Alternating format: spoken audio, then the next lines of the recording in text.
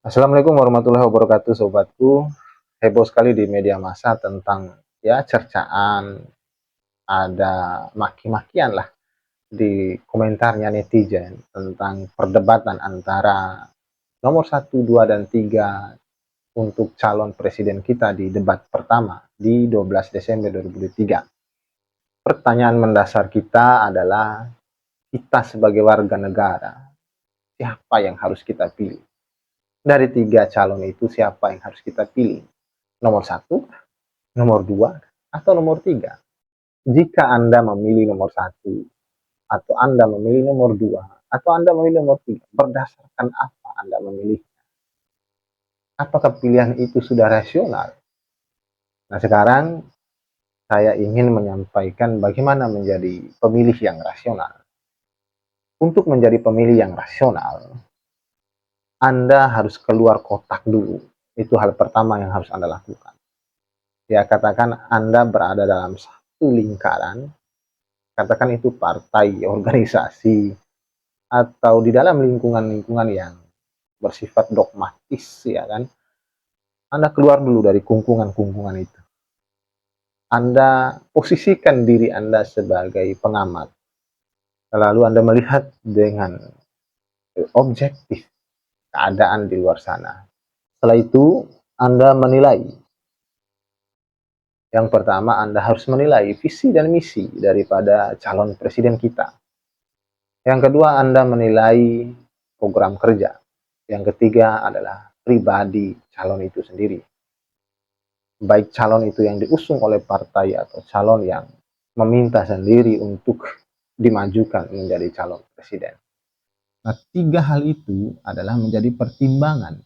Pertimbangan agar kita menjadi pemilih yang rasional.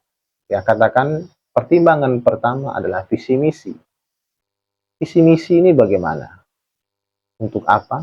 Dan bagaimana ke depannya? Program kerja, apa kaitannya program kerja ini dengan negara kita? Pribadi orangnya, dia itu berpotensi menjadi pemimpin atau dia berpotensi menjadi penguasa sekaligus pengusaha. Ya, kadangkala itu terjadi. Nah, sederhananya adalah 3 aspek tadi itu mesti mampu menjawab pertanyaan, apakah persoalan-persoalan atau permasalahan-permasalahan yang dihadapkan oleh masyarakat, bangsa, dan negara hari ini dan ke depannya itu bisa terjawab atau berpotensi lah terjawab di 3 item tadi, visi misi, program kerja, dan orangnya, public figurnya. Ya, katakan saja Anies Baswedan, terus Prabowo, dan Ganjar. Pada siapa? Pada visi misi siapa yang sesuai dengan problema yang dihadapi oleh masyarakat, bangsa, dan negara hari ini. Nah, kalau ada yang sesuai dari 3-nya, atau berpotensi mendekati kesesuaian itu, dia adalah pilihan. Jika Anda memilihnya, Anda bisa mempertanggungjawabkannya.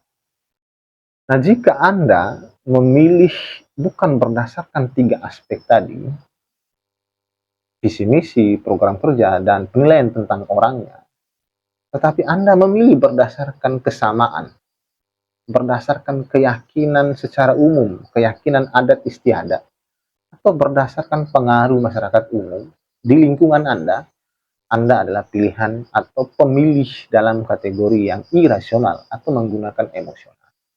Anda tidak objektif memilih, Anda subjektif. Anda adalah anggota partai misalnya, Anda di dalamnya itu dikungkung oleh pikiran-pikiran ideologi. Anda menjadi pemilih yang tidak bisa berpikir secara bebas, keluar dari garis. Anda menjadi pemilih yang tradisional, katakan. Ya, berdasarkan apa yang sudah diajarkan di dalamnya. Tanpa harus melihat problem-problem negara, masyarakat, dan bangsa kita hari ini. Anda adalah pemilih yang irasional. Jadi, Pemilih yang irasional atau yang emosional itu adalah pemilih yang hanya melihat dari sudut pandang kesamaan adat istiadat, kesamaan lingkungan, kesamaan hanya karena dia hobinya misalnya, hobinya gemoy misalnya, atau karena kesamaan-kesamaan lain. Misal, karena kesamaan, oh dia itu agama Islam, maka saya harus pilih agama Islam. Atau dia itu dari Aceh, maka harus pilih karena sama daerahnya. Atau dia itu adalah dari partai A, maka saya harus pilih karena dia adalah dari partai A. Ini soal. Dan Anda berada di posisi ini, artinya Anda adalah orang yang pemilih dalam kategori yang irasional. Pemilih yang irasional seperti ini adalah pemilih yang berpotensi menghancurkan bangsa dan negara ke depannya.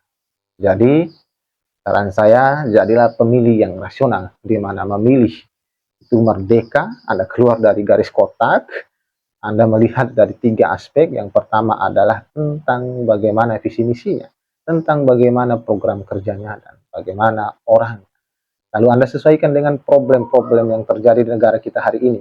Apakah 3 aspek ini mampu menjawab problem itu? Itulah pemilih yang rasional. Apakah Anda pemilih yang rasional? Silakan jawab di kolom komentar. Sekian dari saya.